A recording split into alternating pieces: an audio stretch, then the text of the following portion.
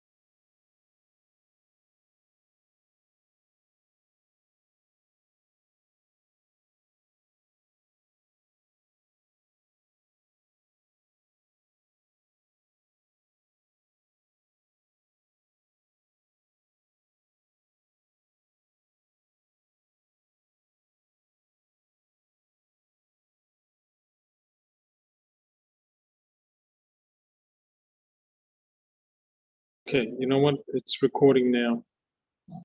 It is what it is. But it's going to record everything.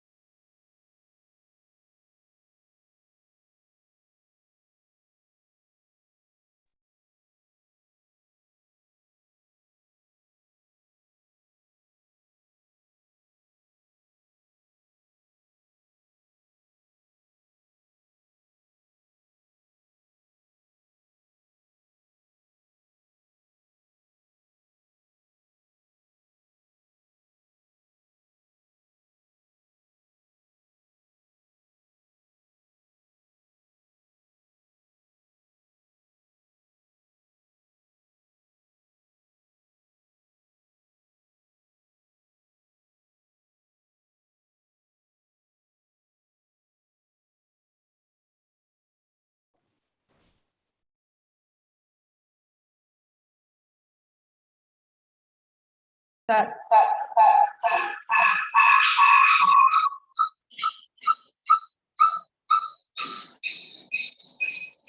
everyone. Can you hear us? I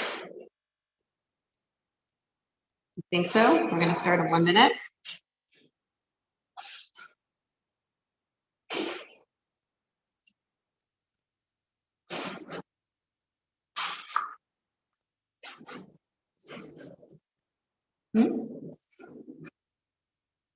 Okay, hi everyone. Welcome to our series, Raising Hashem's Children, Part 1.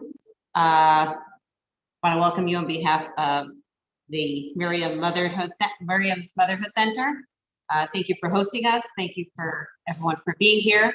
And we're very excited to start our series on what is essentially Yiddish Chinuch, Hasidic Chinuch. What does Torah have to tell us? We have Torah Chassidus that guides our lives, Torah Lashon Hara, that is always relevant, and as the Rebbe quotes, Chadashim, always new, it's always telling us something new based on the new challenges and the new times and the new situations that come up. It's that same Torah that applies to us. So we're excited to look at what does really Torah teach us that can apply in a real and meaningful way to the chinuch of our children. Those who are here in person, we're happy to see you. Sorry, 1 second.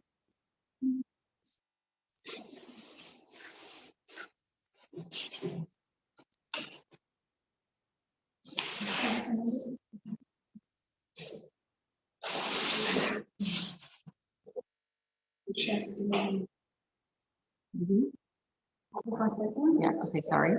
Just a moment. Some technicalities here.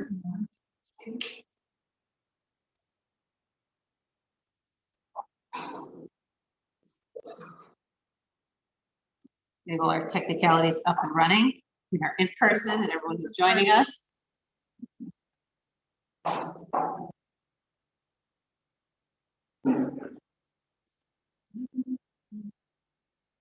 Yep. Okay. Just noting that we have a handout here. Those who are here in person, we'll see if it's possible. We'll try to post it afterwards on the website, where you can request it and we could send it to you. We'll figure it out. But we're just giving a heads up to whoever's watching online that we're following a handout for some basic sources that we're going to work off of. There's an expression that I love that says, if you don't know your destination, any road will get you there. I don't know where it comes from, but it's a great line, because often we just kind of like, we would never think of getting into a car and just, well, drive, let me just see the recent destinations, let me drive somewhere. We wouldn't do that. But oddly enough, in the most meaningful, most important areas of our lives, we often just hear of a method or a piece of advice, and we just go without really asking ourselves, like, wait, first, what's my destination? Where am I going? And does that route help me get to where I'm getting to? So what we want to really focus primarily on tonight for part 1 is where are we even going? Because often we get stuck when we talk about parenting, about chinuch, with like how to. And how to is very important, but we can't talk about how to before we even know what it is that we want. So first and foremost, what is chinuch? What's the goal of chinuch? What are we trying to accomplish in Yiddish Hasidic chinuch? And there's a line from the Rebbe that really encapsulates, I think, so much of what Torah Chassidus has to say on this topic. That personally, these few lines speak to me very much. And I'm going to read a few lines here from the Rebbe's words. Pu'ulas HaChinuch, this is from Teres Menachem from Hisvadius, if I bring in a Tavshim and Hey. Pu'ulas HaChinuch, what is the goal and the accomplishment and the purpose of chinuch, specifically of Jewish women in their roles as mothers, as counselors, as teachers, and whatever role? What is it? What are we talking about? What does it mean to be machanech a child? Legalais etzel hamechunachim, it means to reveal in the mechunach, to reveal in the one we are educating, as a chelek elekam limal mamish, the spark, the part of Hashem, the literal part of Hashem that is in this mechunach, but oifen sheyachter is kol ma'osam, in a way. In other words, what does it mean to reveal? To bring it out and allow it to give it expression so that this part of the Eibishter that in this case, we're talking about children, right? So that this Yiddish child has should penetrate and permeate their entire being, meaning you actually see it reflected that you see that that they are reflected in their actions, in their speech, and even in their thoughts, that they are all completely permeated, that they are permeated with the Eibishter, with Kedusha, like Chanie, the Eibishter who doesn't change. In other words, it might not sound very different from, we look at race from children.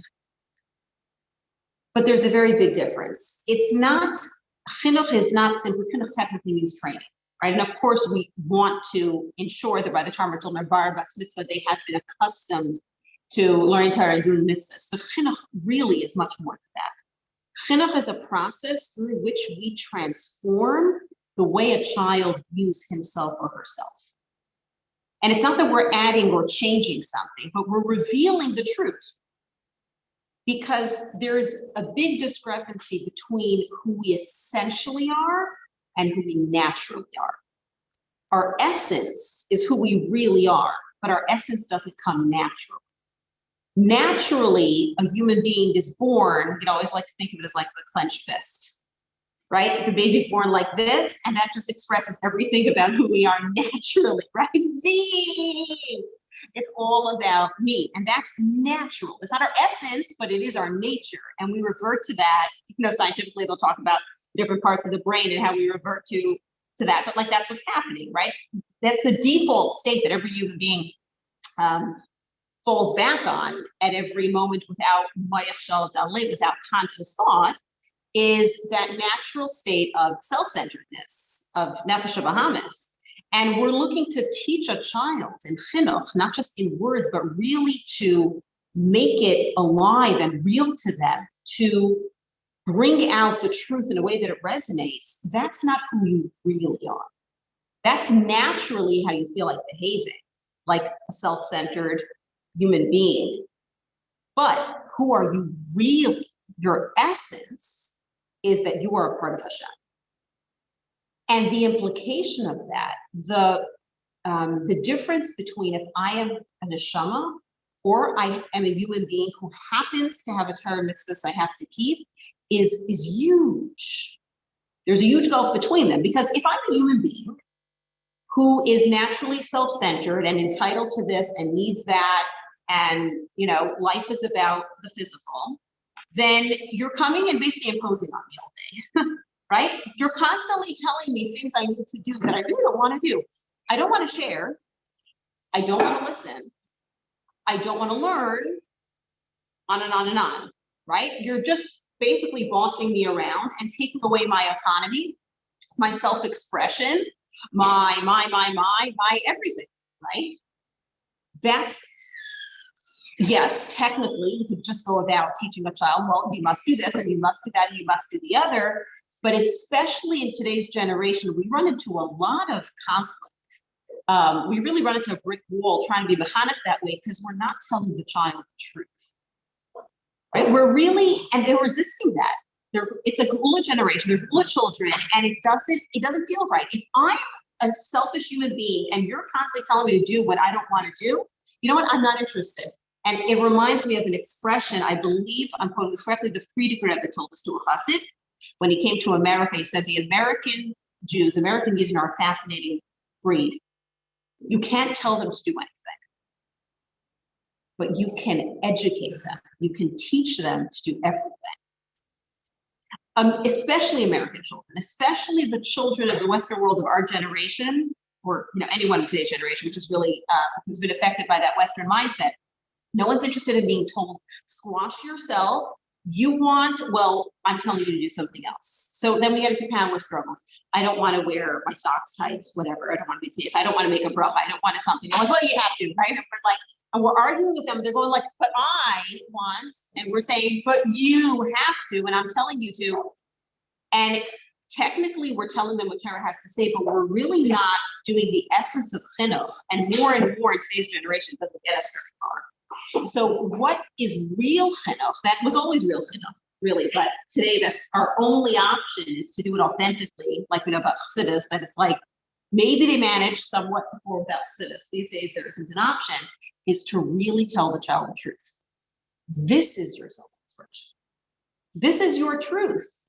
You're a neshama. You're a chelik elikam imal mamash, and this is what is going to give you the greatest satisfaction and joy. This is what you want to do. And in fact, we'll discuss this in another class, Hashem, specifically as it relates to more details of that. But this is really the essence of the whole Tzidus Hashem concept. That the Rebbe is telling the child, you are a neshama. Who are you up against? Not your parents, not your teachers, the Yetzer Hara. He's the one that doesn't want to keep Torah mitzvahs, not you. You're the neshama that wants to do this.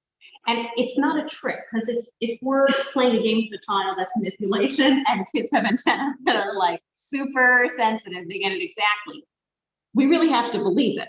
But if we believe I'm talking to a neshama, this neshama wants to keep Torah mitzvahs. That's what it really wants. If it's not doing that, it's just the Yetzer Hara in the way. There's just a difficulty there. I just have to clean off some dust. We just have to blow off the dust and remind the child who they really are. They're going to want to do this. If we really believe that and really see our children that way, we're talking to different beings completely. And it's, I have young children, Baruch Hashem, it's always fascinating to me. It's like, it's miraculous. And they're normal kids, they can misbehave, they do normal things.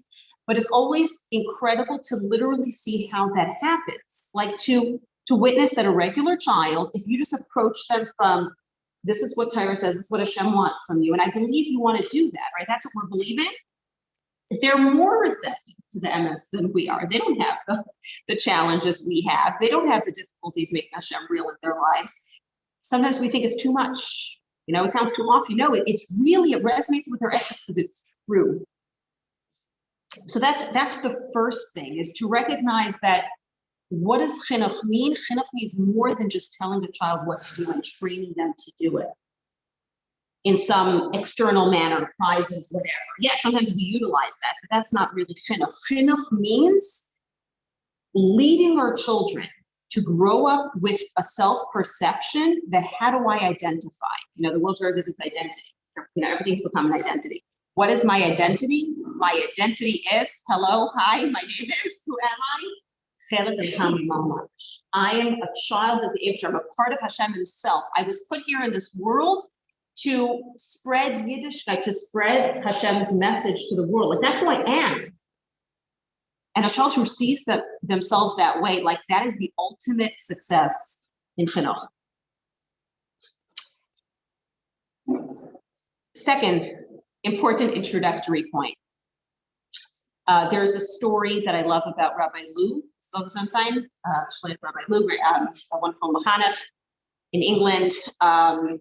He tells the following personal story that I'm grateful that he shares, because it's so, I think we can all relate to it, and it's so impactful. He relates that he came to a Yechidus and he was speaking to the Rebbe, and he really shared with the Rebbe honestly a challenge he has in chinuch. And the challenge was that, like all human beings, like human parents, the frustration and the stress of dealing with young children or older children or whatever, small children, small problems, big children, big problems, would get to him, and at times he would lose his patience, and he would really just lose it sometimes, lose his temper with his children, verbally, maybe physically, whatever it was, he would just not act his best. And he was troubled by this. As every parent, we all know what mother still looks like. And he was really bothered. This is not the parent I want to be. How do I get myself to behave treat my children the way I want to treat them? And the Rebbe told him something fascinating, which, I talk to myself, if we could remember this all the time, what would our chinuch look like? The Rebbe says, imagine you were being Mechanech, Hashem's child. This is not your child. Imagine that this is Hashem's child. Would you ever lift your hand against a child of Hashem? And I think it's not just, of course, about hitting or whatever. It's a perspective that changes everything about our chinuch. especially as mothers, it's like, it's my child. I carry this baby. I gave birth to them. I invested everything, so much in them. I'm entitled, to something. I'm entitled to the nachas. I'm entitled that they should at least behave.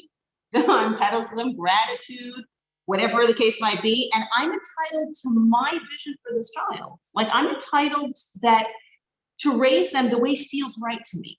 That it should feel good to me.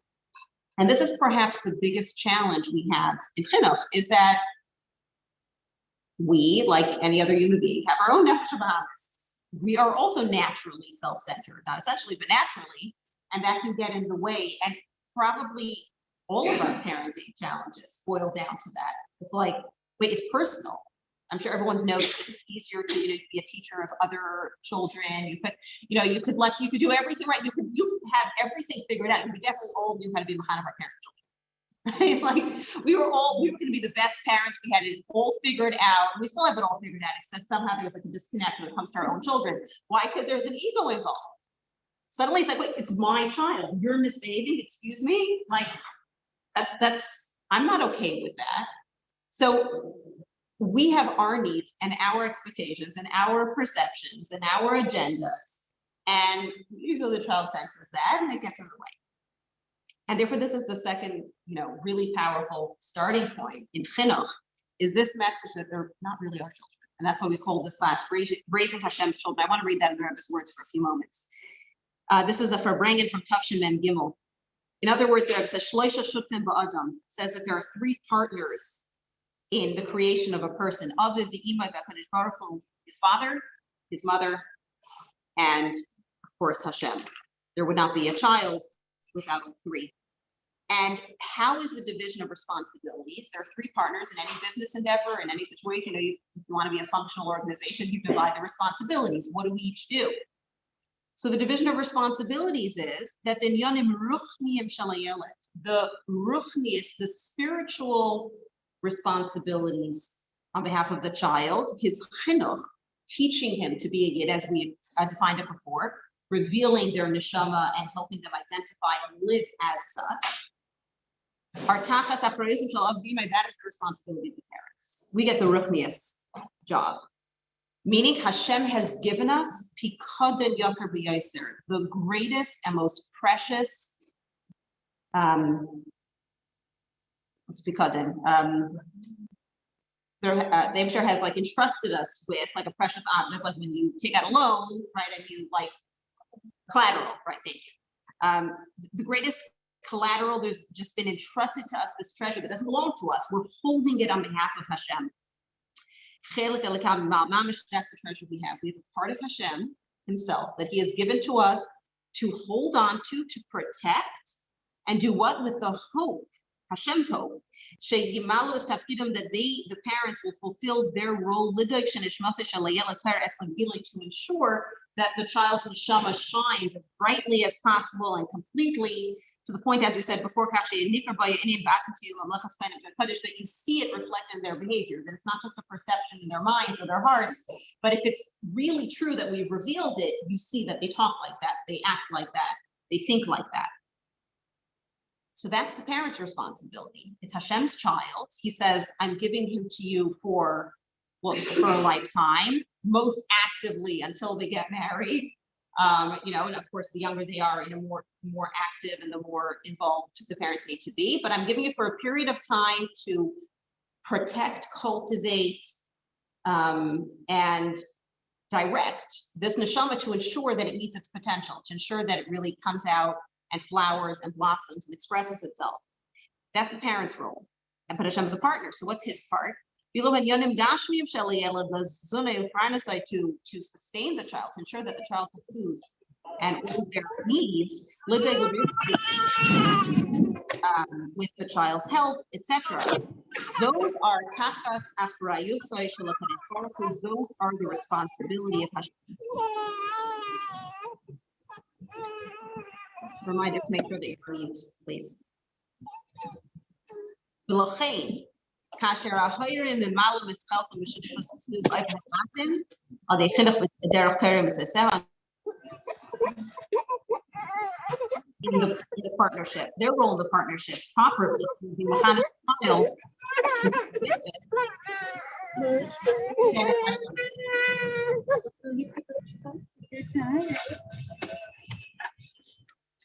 Okay, we're working on that. Please make sure you're on mute. Then Hashem fulfills his part in Parnasa, in making sure that the parents are given the financial means of the child is given help, etc. Now, what's ironic about this is that we often assume the opposite. You know, Ruchni is Hashem's business. Gashmias, that's our business, right? We have to be concerned that the child should be emotionally healthy, have all their practical needs met. Ruchnis, we sort of think of as Hashem's department. And in a fascinating way, the Rebbe is really saying the opposite. That does not mean we don't actually have to take care physically of the child, but the concern about their needs. Meaning we have to do our thing, but who's taking responsibility for ensuring that what the child needs will be there? Meaning, right, we have to bathe the child and feed them or whatever, but who has to worry about, will we have enough money to raise this child? Will we have the resources? Will we have the energy, the time, the mental capacity? Am I capable of raising this child physically or emotionally? Like, I need this and I need that, and am I in a state to have a child? Am I in a state to raise a child? And all that's not our business. I'm not getting into the details of, like, a person has to talk to a Rav when there's a specific situation, but we tend to take much more responsibility than is really ours in terms of being concerned about, like, can we afford this child? Well, that's not our question to be concerned with. That's Hashem's job to be concerned with, making sure that we have the money or the time, the energy, etc., to take care of this child. We can serve them healthy food. We can't guarantee they'll be healthy. So being concerned for the gashmis of the child, that's actually Hashem's job. Our job is to ask ourselves, am I doing the ruchnius part? Am I being mechanech the child the way Hashem's child deserves? And the more we do our part, Rebbe says Hashem does his part. So the part I want to end with, yes, because really we're trying to control what we don't have control over.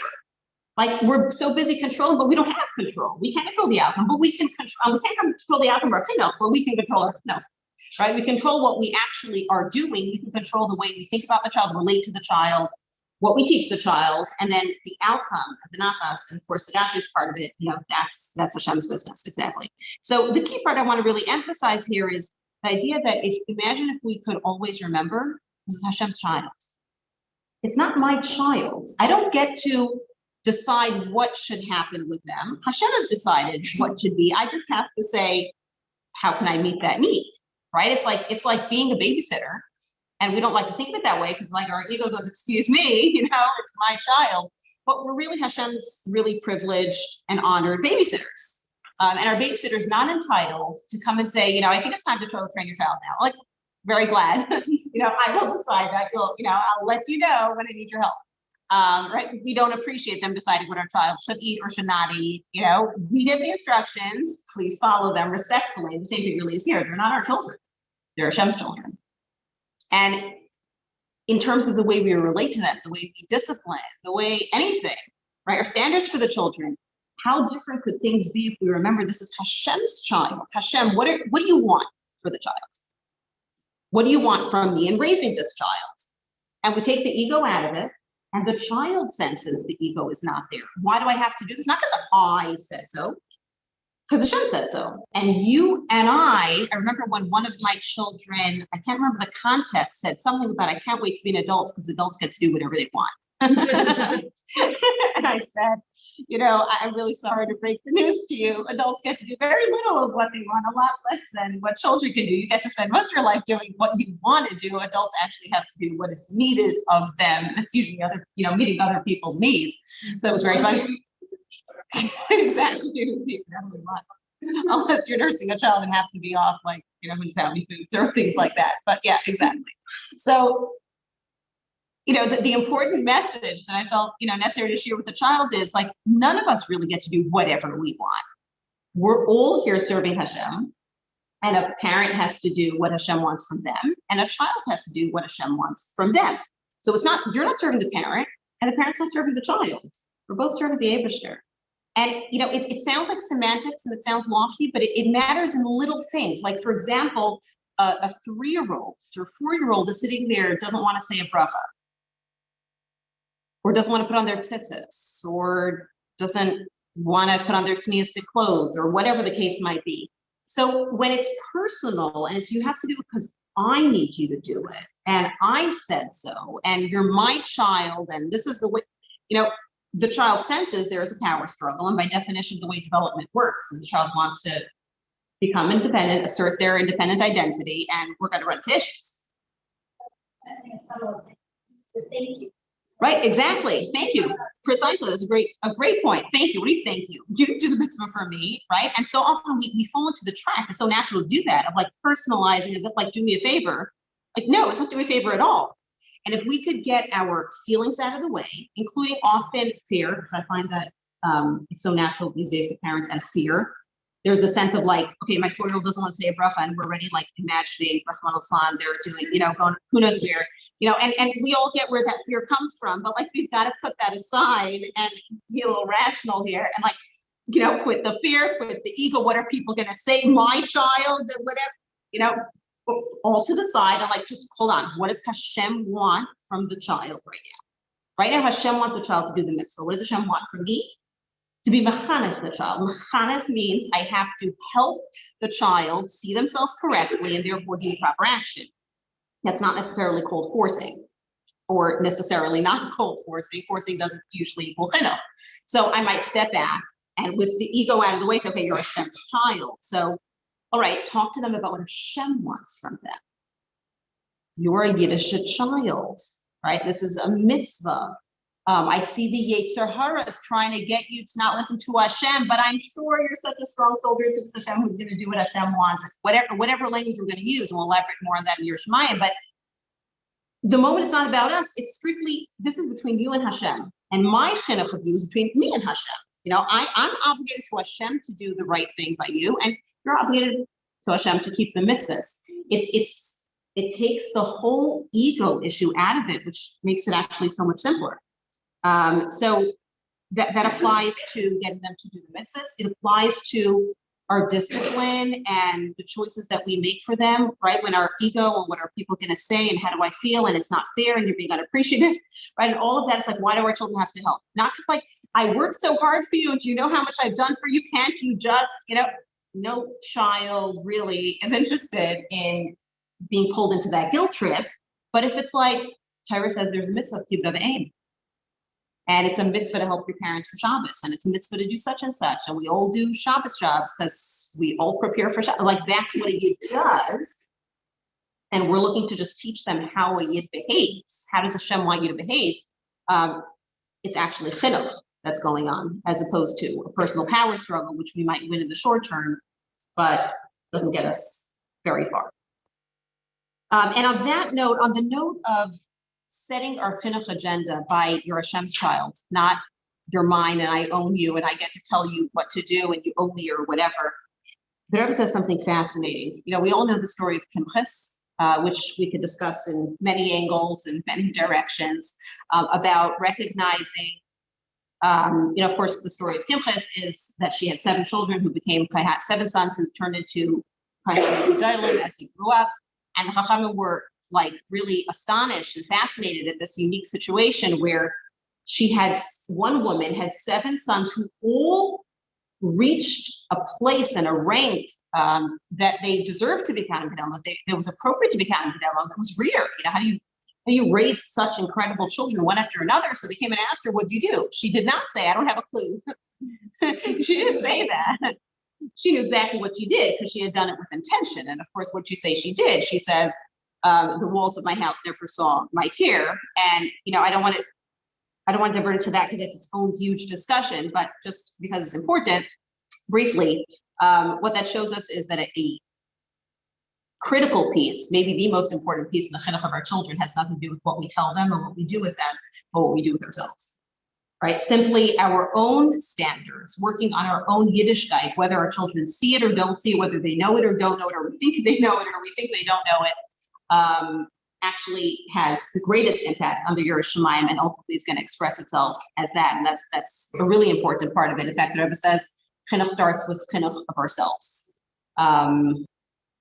Every single thing that we're thinking about in terms of chinuch, my child's struggling with davening, my child's struggling with anger, my child's struggling with Kabbalah soil, with listening, with learning Torah, with their tznius, on and on, whatever it might be, jealousy. Like the first thing is, I am the child's primary role model. So what are they seeing? The most sobering thing for every parent is recognizing, like Baal Shem Tov says, a mensch is a spiegel, person is a mirror. So children are mirrors, very much so. And you hear a child talk, there's the Yiddish expression, was die Eltern kaien, die Kinder speien. What the parents chew, the children spit out. If you hear a child say something, you kind of wonder where they got it. But of course, they could have picked it up in school and they could have whatever. But for the most part, we should wonder, what are our children picking up, right? What language, what attitudes, what behaviors, what do they see us modeling? Is the greatest influence on everything. So, we might think like, oh, we need to fix this child, and I fall into that trap all the time. So I say, this child's got this issue, let's fix them. Wait, hold on. First fix myself. What can I improve on that is going to filter it to the child? Okay, and then we can go into the direct and active chinuch of the child. But most of it is the work that we don't usually want to do, which is deep inside ourselves. But then the Rebbe mentioned something else, and that is that this incident with Kimches teaches us more than only the power of tznius or the power of our own, saying the child's kapitel, davening for them, and which is such a huge piece of chinuch. Is that think about her expectations. In other words, she didn't say, I don't know, right? She clearly took on this extra careful standard of tznius with the goal of I want to ensure that my children are given the best possible ruchnius ammunition to grow up to be who they need to be. So she had this vision for her children. I don't know if she thought of Kahanim Gedolim, but she clearly had very big ambitions for them in terms of their ruchnius at the level they would reach. So the Rebbe says like this, we might think, see, then, I'm reading the second paragraph here. Like, do I have to be that holy that my children should be Kahanim Gedolim? Who needs Kahanim Gedolim? I just need normal kids. Let them just be normal, right? Ish bein anashim, they say, just men amongst men, like a mensch. Let them just be mensch. Average. They shouldn't stick out. I don't need to be holier than thou. I'm not looking for some great chassid, lamdan, whatever. It's all good as long as they're normal. You know what to say about from. There's you in the middle, and then there's whoever's more than me is fanatically religious, and whoever's less than me is modern, right? So they should be just that perfect middle that I am, because wherever I am, whatever I struggle with, it's not necessary. It's not important. It's not for women, it's not in this generation, it's whatever excuses we come up with, somehow they're totally don't belong to us, and anyone who does them is totally farkiyukt and whatever words we come up with.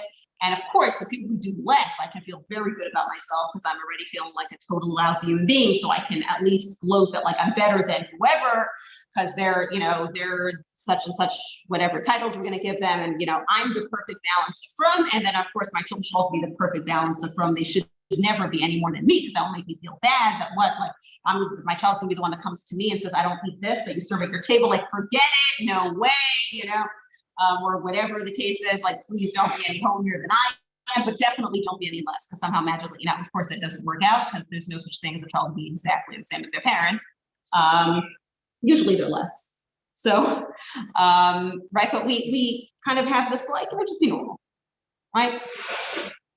I'm okay with where I am, so please be just there, and please don't improve on your Yiddishkeit much more, because that's gonna make me feel threatened or make you stand out, and people will think I don't know what and whatever. It's okay. So, okay, let them, they'll be stomped by Hanukkah says. That's good enough. No, they'll be from. We're good. And what does the Rebbe answer to that? So a woman has the ability to raise children to be Kahanim Gedolim. Now, of course, we don't know what it means to raise Kahanim Gedolim specifically. We don't know how they're going to turn out. But the point is, if there's something more I could give them, if I know more, if there's a higher standard I could be sharing with them in a meaningful and happy way. If I have opportunities that maybe other people don't have, if I got a chinuch other people didn't get, whatever, like we're not judging others. Everyone's doing their best, but if I have more to give, is das gufa ba'vaisas, das is ihre Aufgabe. That's a clear indication from the Eibishter that that's my role. Oh, why does Hashem give me this child? If Hashem intended for them to receive in their chinuch any less than I could give them, he would have sent them to someone else. Und ob sie viert nicht aus, ihr Gazik in Tafel, dat sie in ganze nicht getan ihre Pflicht. Sie nicht erfüllt dem Eibishter's Willen. If I only give my child 50% or 75% of what I could be giving them, I'm not doing my job at all. Those are his words, right? Now, that sounds like guilt. So what we're not saying is we're intended to be perfect. We're talking about an attitude, right? And I found for myself, I was doing this for a while until I realized, like, stop. Anything that we're not doing or we're not good at, we feel so badly about, so we start rationalizing that it's not actually important, it doesn't actually apply, blah, blah, because like the worst thing is that I should notice a discrepancy between what I believe I should be doing and what I'm trying to do and what I'm actually doing, which is called being human, but we're not okay with that. And if we could just acknowledge that, hold on, I might not be where I want to be, but I'm trying. I believe I should be doing this and this and this. I'm working towards that. And I believe my child should be there. And I'm doing my best to share that MS with them. And I'm trying my best to give my children what I believe they should be getting. And I fail much of the time. And that's okay. That's how it works when you're a human being. Sheva Yipol Tzaddik V'Kam, we fall 7 times and then we get up. That's all right.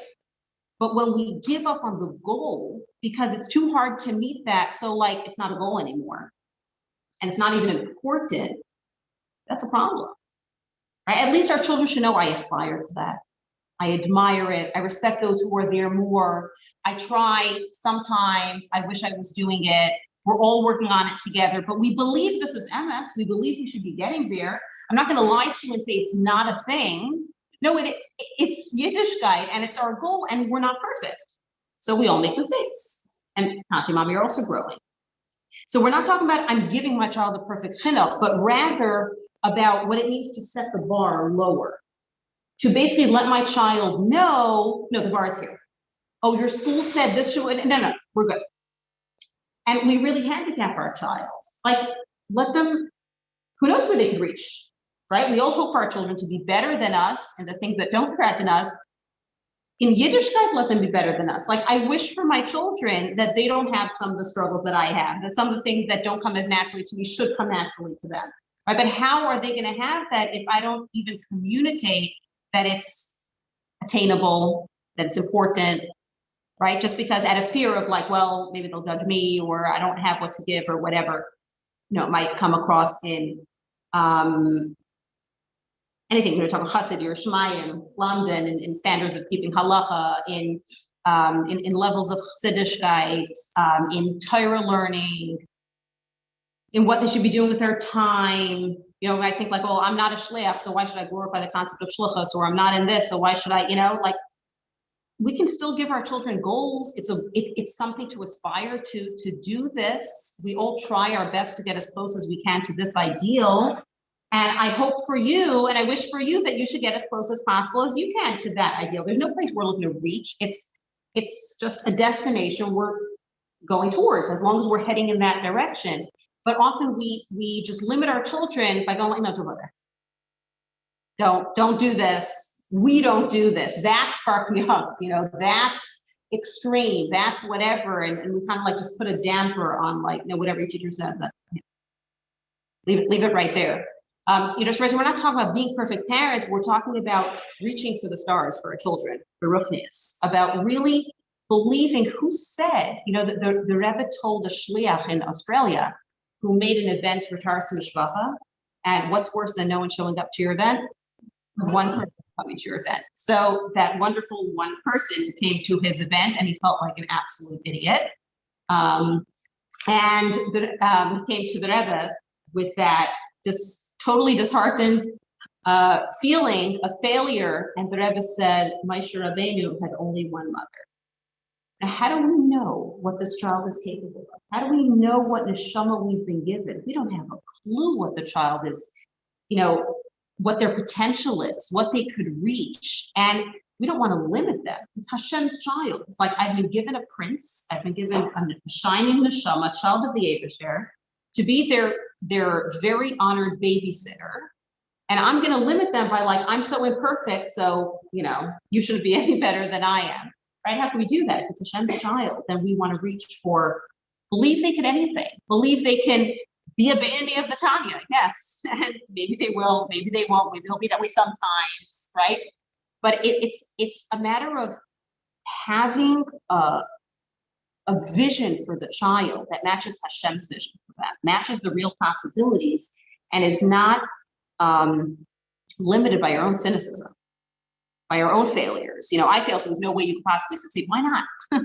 Right? Who says you can't? Who says you can't succeed more than I've succeeded? And a child will pick that up. Right? They only know what's normal. Like those who are not exposed to Torah mitzvahs at all might look at someone who's living a basic form of life, be like, you expect your child to do such and such, like they think we're crazy. Everyone thinks everyone else is crazy. So a child only knows what's natural to them, what's been given to them. So if the child, I'm going to pick on a particular example just because a few people have asked me about it recently. I don't want to see this conversation, but often it comes up a question of like, can you get your child to wear tights? Like, it's really cruel. We take a 3-year-old, you can put tights on a 3-year-old. And, from a perspective of your child's a human being, who made this thing up anyway, that 3-year-olds are supposed to wear tights? What are you doing to them? And you're going to ruin their whole Yiddishkeit if you blah, blah, blah, whatever. And no one ever made me wear tights. And when I was a kid, it was normal to wear knee socks, right? And go down this whole rabbit hole. And like, if I'm going to dress my child in tights, and that basically means I'm doing something wrong the whole time, or my parents, or my this, blah, blah, blah, right? And really all we're saying is we've learned something new. Just to clarify, it's not CS class, but to clarify the point on this, halachically, check this with a Rav, and halachically, it's actually more important, since according to the Rebbe, Tznius begins at 3, that a child is properly covered, period. Meaning any part of their body that's supposed to be covered in an adult has to be covered in a child also. And in a sense, it's more important that they're wearing tights, and if they're jumping around on the playground and tumbling upside down, that their thighs are actually covered, than the exact inches of their skirt. Like, it's more important that they literally are covered. So it actually is kind of important if our child's not wearing a long skirt or is young enough that they're tumbling. Kind of is a lot of valid reason halachically to have them in tights, even if we didn't do that, and even if I didn't wear that as a little kid. So when we approach this as like, I never, poor kid, why would our child want to? But I found that when you approach this as like, well, this is the way to ensure that a child keeps halacha properly, right, and is fully tzniusik, and they're a neshama, so they for sure want to do what Hashem wants, and it can't possibly hurt them to do what Hashem wants. Of course, you got to find ones that are comfortable, or this or that or the other. So it's just natural. And the younger they are, the more receptive they are, because they don't really know much different. And like, this is what tznius is. So it's all good. And it's not such a problem, as opposed to, I feel so bad for you. Like, poor kid. And we give that over to them, and then we wonder, they're like, we don't guarantee the chinuch ever of anything, but sometimes, we wonder at 12 why they're giving us a hard time with tznius. Like, if they picked up from us from 3 years old, this like, poor kid, tznius is like, something that I have to make you do, and I feel so bad about it. Like, we're limiting them, as opposed to we're saying, I believe you can embrace the highest standard of keeping halacha, the highest standard of Yiddishkeit, of whatever, happily, and that it's good for you. And I am lucky and fortunate to be able to have the opportunity to share it with you because I love you. Like, then we're letting our child, whatever struggles they're going to have, that's not our business, but we're giving them that open space, that vision to grow to be Kahanim Gedalim. Which really ties to, and I want to conclude with this, that the Rebbe started the Nasiah, Yud Shvat Tav Shin Yud Aleph. The Rebbe says that in that first Farbrengen, the Rebbe said Basi Lagani took on the Nasiah after a year. The Rebbe says in America there's a custom to have a mission statement. So we're gonna have a mission statement. This is what we do in America. When America, you do as America. The mission statement of our generation is there are 3 loves. And I think if we think of it this way, whatever said it as a mission statement, that's not a light statement. You know, that means it encapsulates everything we need to know. And if, you know, we think of that as a mission statement of our chinuch, I think it's so empowering. The mission statement is there are 3 loves: Avas Hashem, Avas Torah, Avas Yisrael, and they're intertwined. They're interconnected. They're interdependent. Avas Hashem, loving Hashem, loving the Torah, loving another Yid. I want to take that from a few angles. Avas Hashem and Avas Torah. You know, it's easy to think I'm spiritual. You know, we're connected. I'm Chassidish at heart. I'm from at heart. I'm whatever at heart. I don't have to actually keep halacha, you know, whatever, went to the pneumius, whatever excuses we've come up with. You know, you don't actually have to keep the rules. It's, you know, I meditate, I do it my way. It feels spiritual and whatever to me. You know, that doesn't really fly, because it's like, that's like saying I really, really care about my spouse, but like, oh, they've been asking me many times to do such and such. I can't be bothered. You know, but I love them in my heart, you know, I mean, that's very nice, right? But no spouse is going for that. You know, at the end of the day, it's the actions. If you care about me, you'll do the things you know were important to me. Avas Hashem and Avas Yisrael, as the Baal Shem Tov said in many different ways, if you love the Father, you love his children. The greatest way that you show Hashem you love him is you love the parts of him, the expressions of him. You love every Yid. And where there isn't Avas Yisrael, we're coming to Ches Av soon, Erev Tisha B'Av. The Hayom Yom is what is the pool of Chassidus Yerushalayim? What does all the Chassidus in Yerushalayim accomplish if it doesn't express itself in actuality as the bottom line of Avas Yisrael, caring for another Yid, Chas v'Shalom, that we should, you know, do the opposite. It's just the ultimate expression of what it means to love Hashem. And to love the Torah, to be a from Yid, is to have Avas Yisrael, but it also works the other way. And before I get there, I want to apply that to chinuch. Avas Hashem is Avas Torah, right? We want to raise our children to be connected to Hashem. That means actually in halacha and the details, right? It really means helping them embrace a love for mitzvahs in all their details. It's not just a vague, you know, I feel connected to Hashem, I feel from. It boils down to all halacha, etc. Minhagim, Avas Hashem and Avas Yisrael. Because I loved my child, because I love Hashem, I love his child. My love for you is not dependent on my feelings. It's not only because you're mine. Yes, there's that extra connection a child's going to feel naturally. You know, the parent, that's healthy and it's normal, but there's something beyond that. Because even when that's clouded over, and even when I'm frustrated with you, you're Hashem's child. That's why you're precious. And we treat them in a different way. But it also works the other way. What is the ultimate Avas Yisrael? Is Avas Hashem and Avas Torah. If I really love my child, then I want to give them the greatest gift there is. And that is the gift of knowing themselves and being their real selves. I don't want to shortchange you. I love you, and therefore I want to give you the kind of life that will be your greatest self-expression. I want to help you live the kind of life that you're meant to live and will bring you the satisfaction that nothing else will, and that is a lifeless connection to Hashem. If we believe that, because if we don't believe it, you know, we can say it, but it's not going to get us very far. It's not even in words. It's an attitude that comes across if we really believe it. If we see our child as a neshama and Torah and mitzvahs as their natural expression, as the healthiest, most positive, most beneficial lifestyle for the child to be who they are, right? I don't apologize for it. I don't have rachmanis for you. I'm not trying to shield you from it. I'm looking to help you be who you really are. And I believe that that's the greatest good there is. That truth is going to resonate.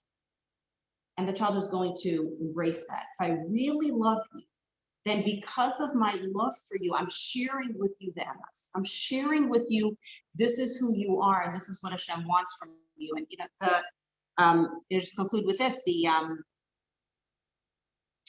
there was a chassid in Russia who took his young child to the mikvah, I guess on Friday afternoon or whatever it was, to title the mikvah, and it was freezing cold, like frigid, ice cold Russian winter. And the child was shivering. It's it's like so cold. And they came out and gave him a towel and started to defrost and warm up. And the child goes, ah. And the father told his son, remember that this is how Yiddishkeit works. When first comes the ooh, and then comes the ah. First, it seems hard. It seems like you don't want to do it. Just push through it. Afterwards, the greatest joy and the greatest satisfaction comes from doing the right thing. But the opposite, the Yetzer Hara, following our Nefesh Bahamas, initially it's initially it seems easier. It seems easier to let's okay, whatever, you don't speak that rule, or whatever, be that way. Afterwards, it's food. It never feels that good. It's like indulging in something we know we really shouldn't eat, and then we feel it, Still remember one of my kids, I let them on Purim. They got all this nosh that I'm looking at going like, how do I make this disappear?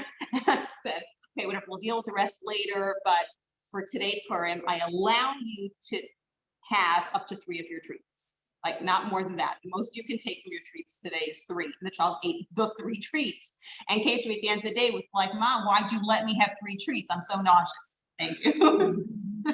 I didn't say you should. Right? But the point is, it's like, I want to. And they're like, yes, I feel if. But of course, we don't remember that the next time. When it comes to Nefesh Bahamas, first it's and then it's do. But when it comes to the Nefesh Elokis, when it comes to helping our children do what Hashem wants from them, it might be hard initially, but the satisfaction, the joy, the feeling of inner peace, the sense of I'm who I want to be, the sense of I'm victorious, I feel so good about myself, I feel so wholesome, is so rewarding. And it's really the greatest gift we can give our children, but it comes from believing that Torah and mitzvahs are their natural state. Because if they're a neshama, then Torah and mitzvahs are just the glove that fits. And imagine if we could approach everything in our chinuch from that angle. I'm not like Nevach, I have to make you do this and not let you do that and whatever, and go to school or Torah. It's like, this is the best thing for you because you're a neshama and you want to do this. And you're going to be happy when you do this. And it's my greatest privilege that Hashem has entrusted me with the responsibility to share this with you. The Avos Hashem, Avos Torah, and Avos Yisrael coming together. And so, on that note, really, we'll get into Mirz Hashem and the other parts of the series, the specific aspects of different parts of Yiddishkeit or mitzvahs and attitudes to them and how we can approach sharing them with our children. But I think everything really ends up falling back on this ultimately, on really what do we believe about the child and what do we believe about the Torah mitzvahs that we're sharing with them. Thank you. Thank you. Sure. All right, Mashka. So thanks everyone for coming. Thank you everyone for joining. My name is Mushka Leiter, and I just wanted to point out here in Miriam's Motherhood Center. So our goal is to celebrate mothers and support mothers. And so we have fitness classes over here. We have a play room in the other room for mothers and toddlers. And there's of course physically supporting mothers, and then there's the spiritual. There's the neshama that we have to also nurture. So having Shiurim here, having this series is so it completes the picture. So thank you for Michelle and sharing with us your wisdom, your experience. And this year, actually sponsored by the family. This is a Aurora bonus in honor of Father Yitzchak Ben Rabbi. It's actually tonight, tomorrow. So we're going to unmute her, and for just a minute or two, she'll share with us a little bit about her father, special man. Thank you. And actually, after we do that, just we're on Zoom, we'll open up for a few minutes if someone has questions. We'll do that right after that. Go ahead. Yeah. Hi, everyone. I'm very honored to participate, and especially the inauguration of the Shiurim. And thank you to Chanie Wolf, was a beautiful shir. So enjoyed it. And Mushka for putting this together. And tonight is my father's yard site, tonight and tomorrow. And I just want to say a few words about him in regards to children and chinuch. My father, his 35th yard site. He was one of the first Talmidim of the Frierdiker Rebbe. And he owned a Judaica store, a Sfarim store. And it was a very busy store. And you young mothers probably wouldn't know it, but your bubbies and other people would know it. And sometimes there would be children coming to shop in the store. And he repeated this to us, to his children, to us, as we would help him sometimes work there, that we must always be careful when there's a young child, a customer who is very young, that we should give them the proper attention. And he would never like skip over them if there was, and sometimes it could be really busy. It was before a Yantif or before a school year when they were buying Sfarim and things. And he would take the time and the patience to look into the eyes of that child. Most of them were very shy, they were young.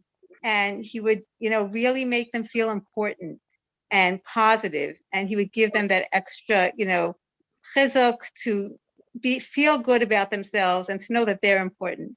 And I just wanted to share that with you, and looking forward to many more shiurim in the Motherhood Center, Miriam's Motherhood Center. So welcome. Thank you. Ron?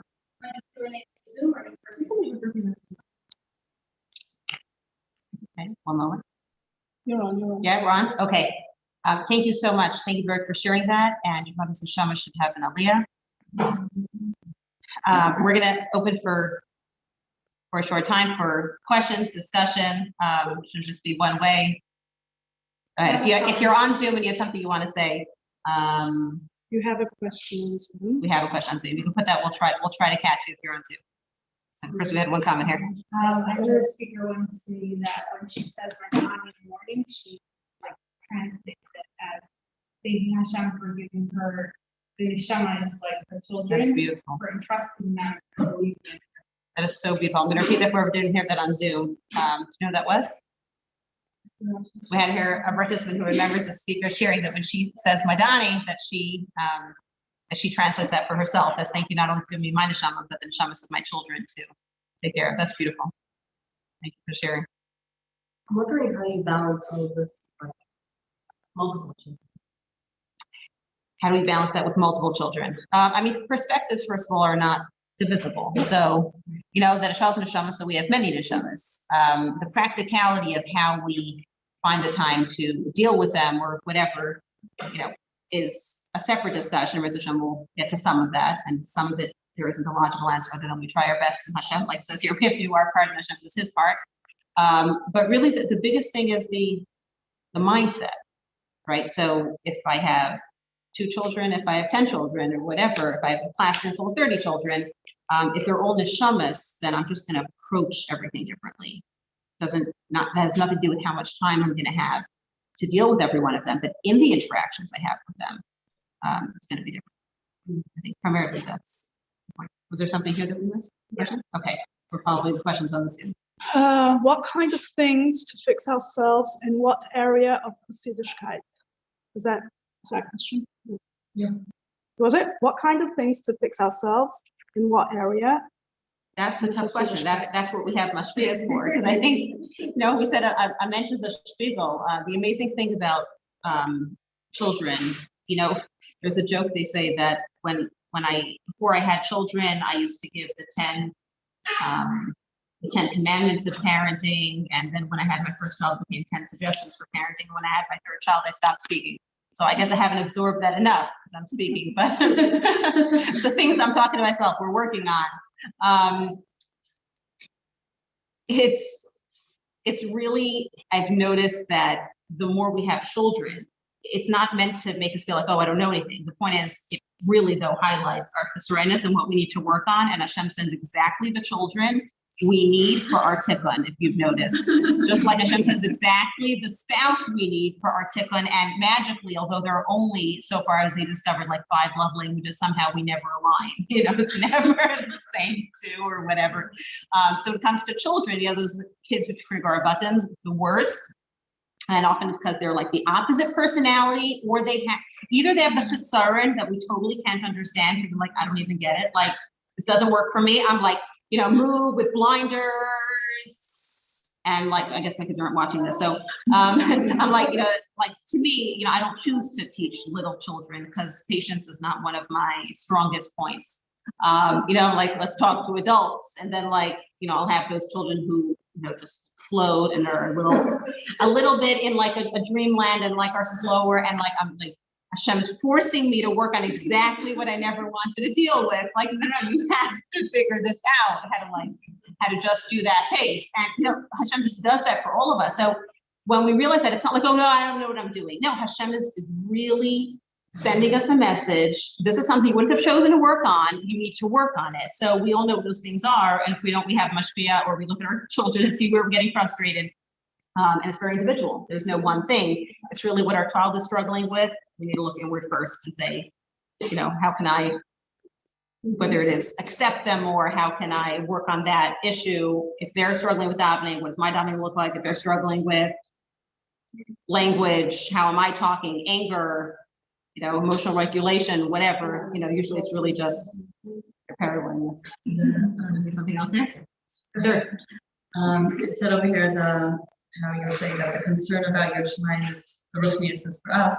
So how do you say, like you were saying, you shouldn't parent out of fear, like out of fear of they should go over there, for all these things, if it's on us? Right. That's a great question. So I want to clarify that what's on us is our choices. I want to make a personal plug for learning Shara B'Tachon, which I've started doing recently after going for years, going like, I'll do it one day, I saw this thing, I remember one of the books, maybe it was Ruchama Shane, something very cute. She says, someone once sent her or something, an item that said, this is around to it. What's around to it? It's for all those things you said I'm going to do when I get around to it. So here it is. So I finally got around to it of learning Shara B'Tachon, and ultimately everything boils down to that. Boils down to remembering that we have to make kalim because Hashem told us to make kalim. That's our responsibility, but the results are not in our hands. Not the Gashmi, it's not for us. Okay, the difference is that we have to be consciously, like the Rebbe Rashab says, thinking about half an hour a day about the chinuch of our children. That's literally the obligation, right? Just like it's an obligation to put on tefillin, it is a parent's obligation to spend half an hour a day thinking about the chinuch of their children, strategizing. What am I going to do? So it's not fear, but it's really taking responsibility as if I could control the outcome, but knowing that I can't. Meaning, if it were all up to me, what would I do? And am I doing all of that? And then I still need to let go and let Hashem take care of it. And in Gashmias, I need to know, yes, you do the best you can, but I need to know that it's Hashem that's being concerned. Also, I'm not going to make different choices in Gashmias based on, it doesn't seem like it's going to work out. I think what they're addressing in many cases is we're concerned about the child's future. Like in the world, it's, from the minute they're born, I'm planning for like, how am I going to pay for college, and how am I going to, how they can earn a living? Like, that's not our department to be like figuring that all out. How is it going to work in Gashmias? We do need to make a plan for our children's chinuch. We don't have to plan for their Gashmias in 10 years. We need to deal with the Gashmias of now. But the Ruchnias, I need to be thinking, if I want by the time my child's bar bas mitzvah for them to have absorbed, like, what are we doing in half an hour a day for children? Hopefully not just venting to our husbands about all the things that went wrong today and, strategizing. Like, wait, the child before they're born. Well, the Rebbe Rashab says so. So it's clearly a good idea at that, at minimum. Half an hour a day, the Rebbe Rashab says. Half an hour a day. And I right. So I'll tell you what I found. I'll tell you what I found helpful is the younger they are, especially if you don't have, if you have older children, you already have more to deal with, right? When you're starting with younger children, you have an incredible opportunity. That is have conversations between the parents to start talking about values. Like, what do we want for our children? What do we believe for our children? What do we hope they're going to be raised with? Get into interesting conversations about it. You know, this is something I've struggled with. I want not like tactically, what am I going to do? What am I going to say? You know, what do I envision? What's important to me? What does that look like? How would I want it to be different? And there's so many areas, and we'll explore some of them. But in terms of joy and love for Yiddishkeit, in terms of Yiras Shamayim and Kabbalah soil and keeping halacha, in terms of tznius, which is explosive, and really how do I want to present it in a way that's gonna be positive in my home. In terms of midas taivos, which there are so many of them, right? Whether it's from emotional regulation and handling anger to being kind and all the kinds of things that the world is really totally not in sync with. Self-esteem.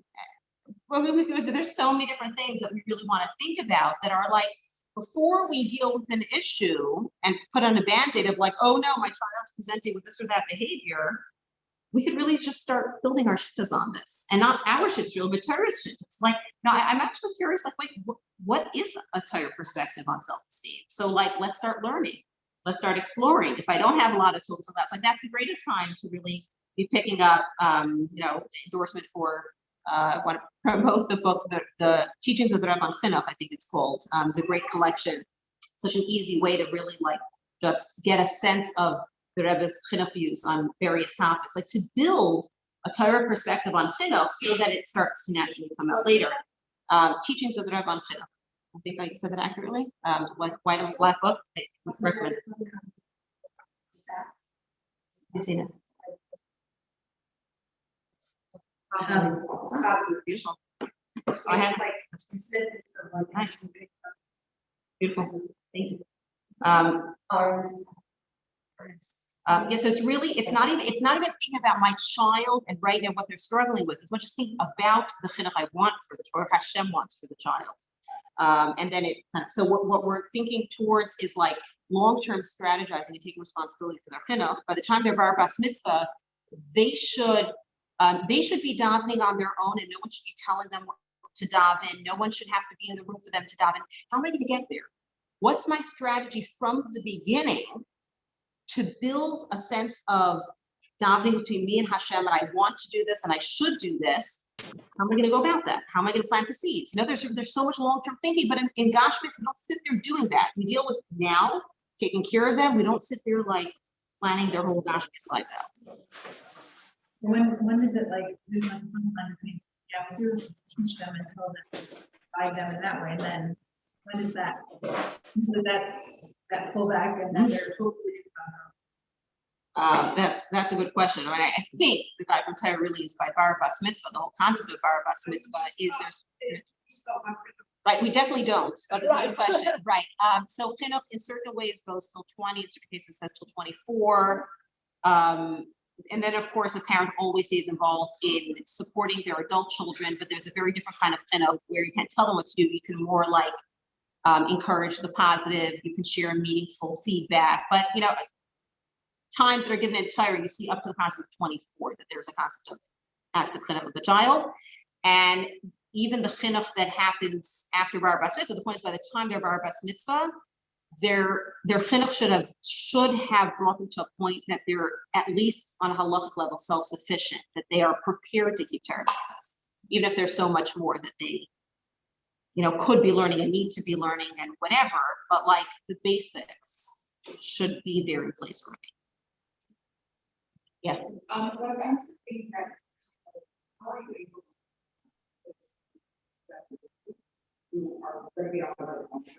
Such an awesome question. You know, something that I try to live with is this story. I'm sorry that I don't know which lesson it was, but there was a mashpia who told the Rebbe, how can I demand of the Bachrim? How can I cooperate with them about things that I'm not perfect in? I mean, you know, at some point, as children, we think our parents are perfect, our teachers are perfect, and like the blow, it hits that the adults in our lives are not perfect, and there is nobody that's perfect, right? So how does anyone get to educate anybody about anything?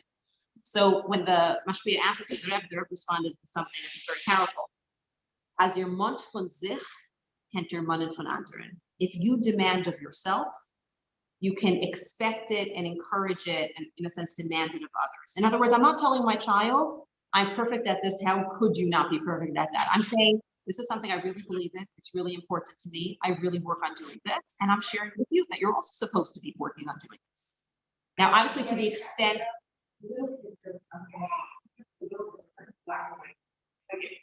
You don't do something. For sure. So then I should. Yeah, if I shouldn't have unrealistic expectations. At the end of the day, if I'm using not nice language, it's probably wishful thinking that I will, I'll get something better if I told them. Miracles happen, but I should not fool myself, right? So that's where we get a good look in the mirror and say, work on myself. At the same time, that's not an excuse for don't even bother teaching them. No, yes, do talk about it, the Shabbos table. And if they say, but you, whatever, you're like, yeah, I'm working on it too. But you have to be working on it, right? And the child senses very clearly if you take it seriously, you're like, oops, right? That you're working on it. Or if you're talking, there was one school that had a hard time finding from teachers. I don't know the details, but basically they told the Rebbe, we have someone who's not particularly from, but he's willing to be respectful. He says he'll say all the right things. So the Rebbe says, and he'll educate students who will also grow to say the right things. So if we're just saying the right things, that's not getting us very far. But if we authentically believe what we're saying, we are actually struggling, not it's my struggle. It's in I don't do it because I've given that, that word struggle not only exempts me, I'm actually struggling with it. I actually demand it of myself, then I fully, without reservation and shame and whatever, should totally be giving it to my children and let them see me trying. And of course, the more they see me trying, the better chance I have, that's for sure. It's such a high bar we're putting for ourselves to not let the ego get in the way. The key is always the exactly. You're going, oops, now I really have to work myself. I found that really it all goes down to that question of somehow we hear lofty statements wait, I can never be that, and mother's guilt, parental guilt in this generation. I don't know if we've ever suffered such a machla. The more we know about what we should be doing, ignorance is bliss. So they used to not have lots of information. So it was just you did what you did. You didn't even realize how you were hurting your kids, so everything was good.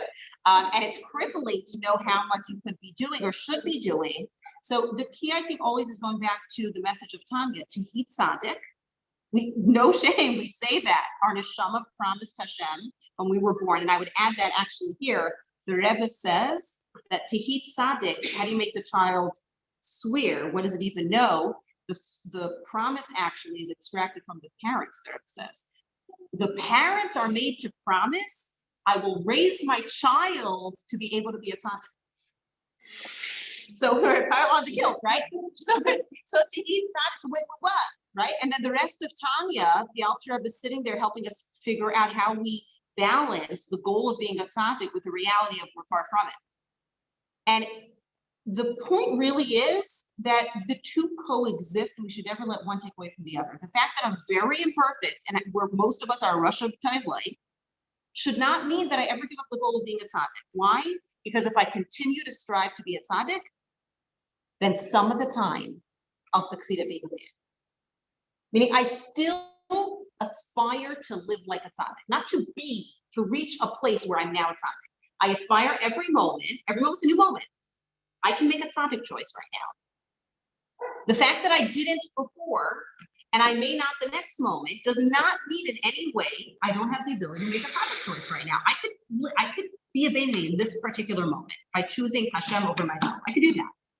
And if we continue to expect that of ourselves, even as we are far from that in reality, then we'll get to good places. We won't be perfect, but we're not meant to be perfect. Hashem wanted perfection. He had the Elohim He didn't need to create this world. It got very messy.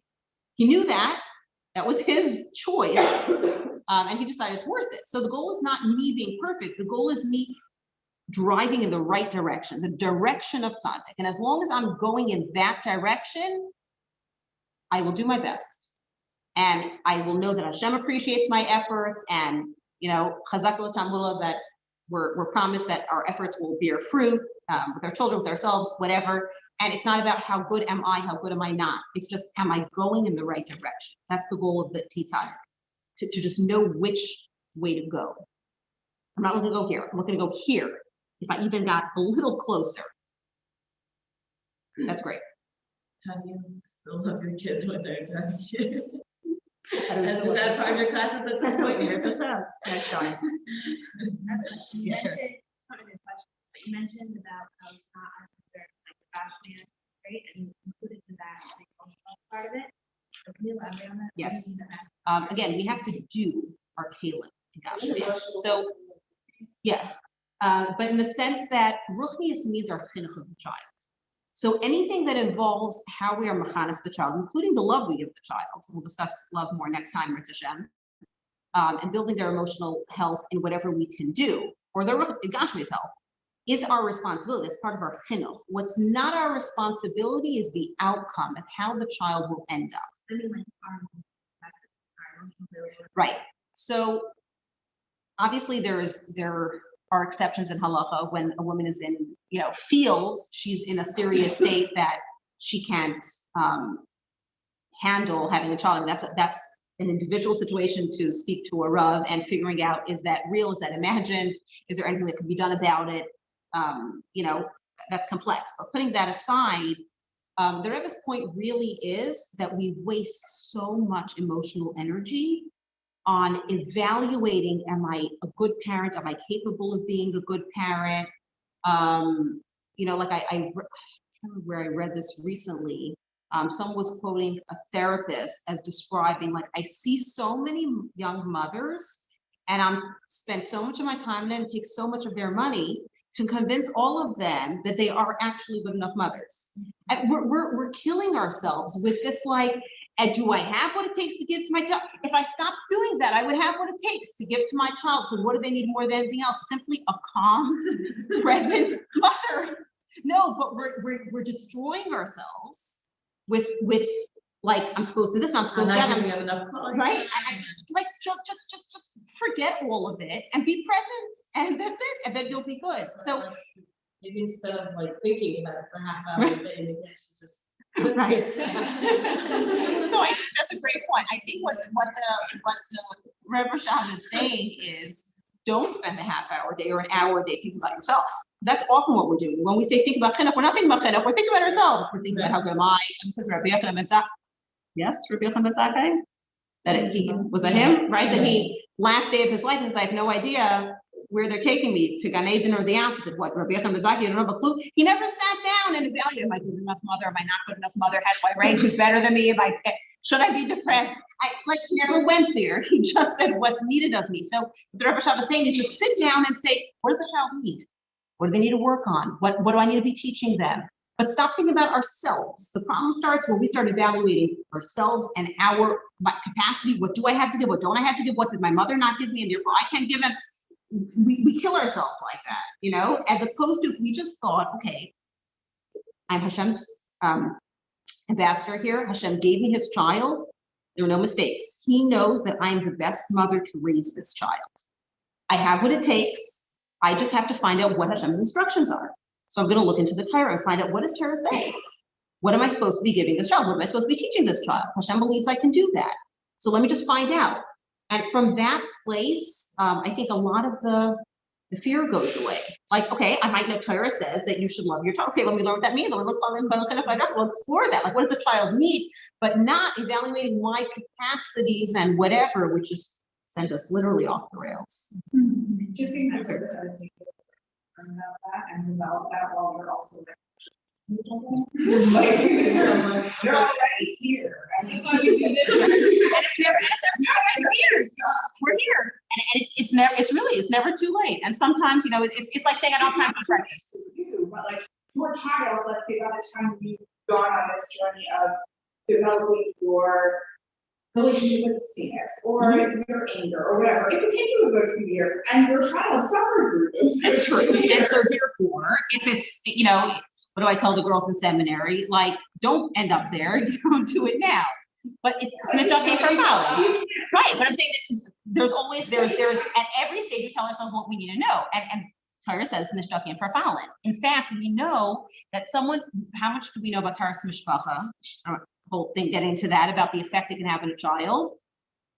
And, even briefly, the Frierdiker Rebbe said, how is it possible that you had Yidden in Russia who not only they weren't from, but they turned. I mean, think of who like was thrown down the Friedrich Rebbe and the stairs in the prison. I just think of the cruelty of how they fought Yiddishkeit. Their baby. How does a neshama end up like that?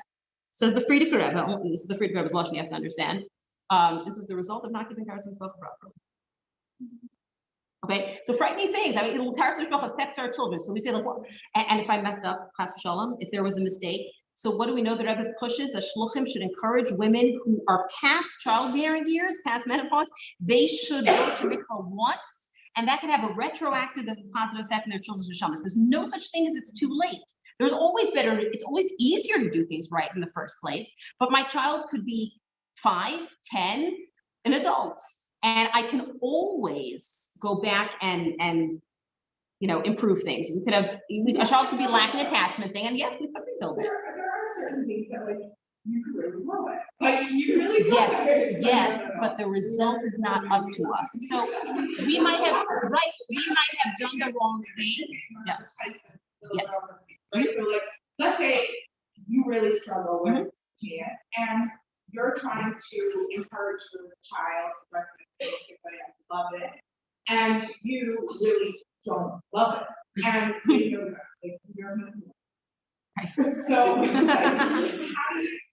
like the reality is that by the time you're 6, let's say you're already like, I don't want to wear tights, I'm not wearing tights, and you can't make me wear tights. And you're like, I've already gone on that journey, and now 3 years after I started asking you to be pants, I appreciate it, but I'm 3 years too late. Right. So it's never too late, but obviously it's always harder to do something b'diavad than it is to do something l'chatchila, right? Doesn't mean it's not going to be the same. I might have to be creative. I might have to reach out to someone to get advice. How do I do it now? But now I might need to include them on my journey. I might need to start sharing meaningful things at the Shabbos table that I've learned. I don't get to give the initial impression and whatever, but I can do something else. Just like anyone could become a Baal Tshuva at any stage in life, and there's a mile into anything. So Bashgacha Pratis, Hashem knew that my child would experience this as part of their journey, right? If it ended up being a certain way, then that's Hashgacha Pratis. And what does Hashem want from me now to be mechanech my child now, where they're at? So it will look different. I can't just copy paste. I can't go back in time, but I can still be mechanech them plus tznius. I may need to start learning with them. I may need to watch a shiur with them and have a conversation. Would you say that the same thing works with the For sure. It's Absolutely, right? Of course, it's easier if my child from birth saw me being really so calm and just picked up from me, emotional regulation or whatever. That would be really nice, okay? But if not, and I started getting handled myself later, and now my child already has some anxiety and whatever else that's hard to fix, it's never too late. It's just maybe more effort and different kind of effort. We might need to have more conversation. I might need to be even more careful about how I react. I may need to help teach my child tools of how to deal with their anxiety now. There's no such thing as it's impossible, right? It's different now. And not to lie, it probably will be more effort. Yeah, okay, but that's a still practice. Sure. I feel like maybe when you're thinking the way that, like, you're trying to educate your child, like, it's not like there's no, like, you want the struggle is for the best. Mhm. When you're educating them, you always want to expect the best. And like, what do you mean this is Sarah? What else do you do? Like, there's no place to like picking your battles. Okay, that's an interesting question. I'm going to leave for another time, actually. So remind me, age appropriate kind of. Like the fact that I'm teaching them the ultimate doesn't mean I expect the ultimate behavior right now from a 3-year-old. Right. So that's And a 5-year-old doesn't need to be made and shouldn't be made to sit quietly near his father and chill for 3 hours, right? It's not a matter of expecting them to behave like a Beinoni right now. It's a matter of teaching them the ultimate truth. Starting to share with them the emes of how important davening is and how important this is and how important that is. Transmitting a real and authentic emes, and then leading them in an age-appropriate way to start taking that on. It's not about expectations. You will actually do this perfectly. Now, it's ultimately, you'll be doing this. Are you showing them that to love what they're doing and appreciate what they're doing, and then as a result, they'll want to continue on with it, or you're just showing them? In large part, absolutely. Right, so in large part, yes. Next time we'll get more into the love and joy and attitudes part, and then we'll do after that more the training and the Yerushalayim, which go hand in hand. Like a lot of it is a buildup of getting used to this is what the halacha is and how we do it. There's many messages coming along at the same time that hopefully as a child reaches what we call the age of chinuch, they come together for them to get like I should be doing this. Because it's really hard to have this good feelings towards Kabbalah self, right? Because right, which is why right, we struggle and we had our parents sort of right. And the mile of that with our children, that's easier by the way than teaching. That's a challenge when we get chinuch of the classroom or whatever. Is that when it comes to children, the first thing you get to give them is love. We'll talk more about that. But before you're teaching your child to do anything other than the subliminal, beautiful chinuch you can give them by putting them around Torah and the Shir Malas, and the thing that that's challenging in that way is you're just loving them. So if we, for next class, but if we set the love foundation first, then everything could be coming across in a much easier manner. When you walk into a classroom, you first have to discipline them before anything else. That's a lot more challenging to be discussed. All right, was there anything else on the Zoom? Yes. Do we have suggested books? Do we have more suggested books? Yes, well, first of all, yes, there's the Educator's Handbook from Rabbi Chanukah. That's very nice. It's more for teachers. Klali Chinuch V'Hadracha with the translations. I think the Hus has one. It's very nice. It's a bit academic, but it has explanations, so it's more academic, but it's more of a learning. It's more of a limud. Is it? Chinuch B'Ahava is a translation of Chinuch V'Hadracha. So for everyone who knows Hebrew, that was a recommendation here. I'll have to think next time of some more. I would say, right, and Shari Chinuch, which is similar to that's in Hebrew, similar to the Rebbe on Chinuch, teaching the Rebbe on Chinuch in Hebrew with less of it. So I'd recommend everyone start with teaching the Rebbe on Chinuch as a starting point, and then there are more. I wish there was more. I wish I could say there was more that was easy applied. We're still looking for that. What? Aaron staff was recommended here. She writes it with missions, everything. Beautiful. So I haven't read it, but we have recommendations here for some of the participants. Aaron staff by Chav Mishlovitz. So I'm passing that on. Oh yes, thank you. The website anashchinuch.com. I think anashchinuch.com has a lot of really nice resources. Yes, they send out daily hours. They send out newsletters once in a while. They have a lot of content that's very meaningful. And I think ultimately we have to start with sources, but a lot of it is really just sitting back and a lot of it we know. We know what Torah says, but it's taking the Shop says that half an hour a day to really sit down and say, really, what does Hashem want from this child? What does Hashem want from me? What is Torah's perspective on this issue my child is dealing with?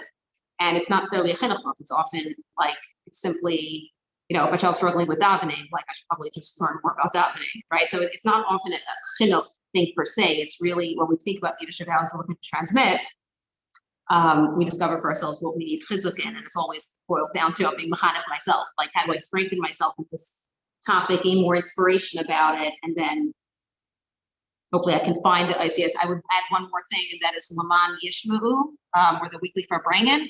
So you can find on theweeklyfarbrengen.com. It's easier to spell than Laman Yishma'u, right? The weekly Farbrengen. You can look that up, and they have by topic now hundreds. It's meant to be by the week that you can share at the Shabbos table, a collection of stories. What? They give them out, they print them out, but you can find the archives also. So you can get right, it's defined by topic, and they have collected stories and short sources and whatever on one topic. So I'm looking at it how do I share this value with my child? There's it's there prepared, and I can say at the Shabbos table, right, little bits, this little this and this little that, and it's easy to kind of take it and just decide that you're sharing it at a particular Shabbos table discussion, whatever. And those things really, again, it's a chinuch, but it's exactly, it's a way to do chinuch because it really just helps us get inspiration on topics.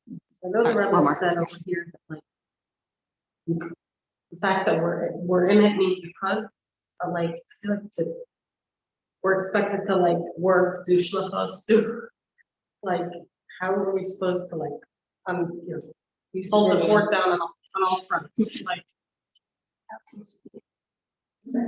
the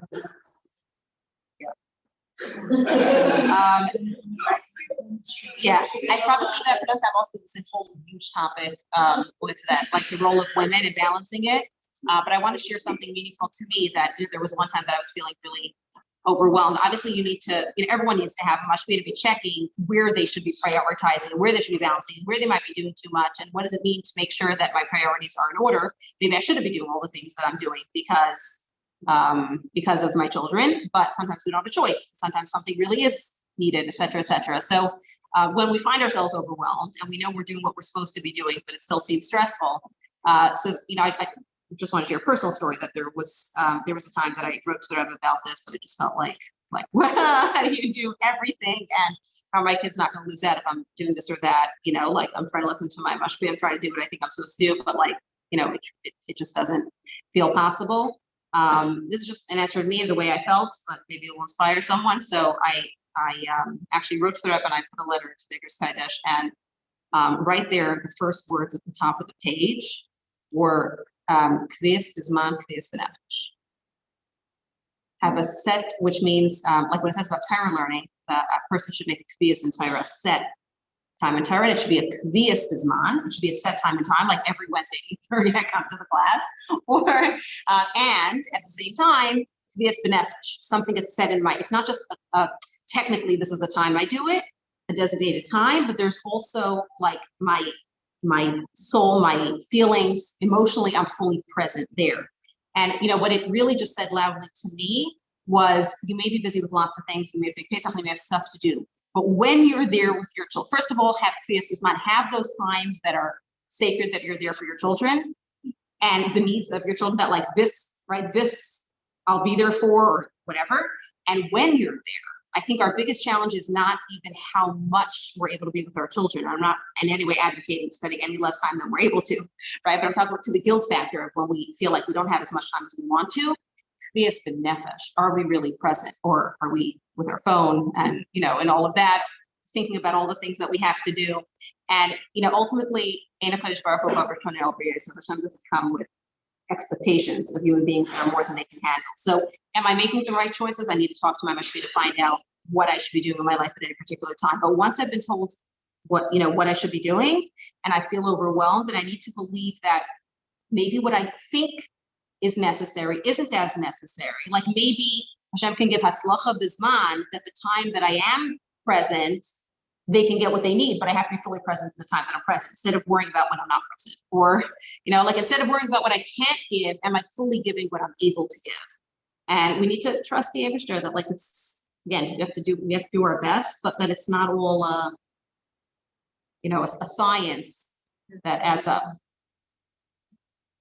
All right. I think we'll call it night. Come back next week for more.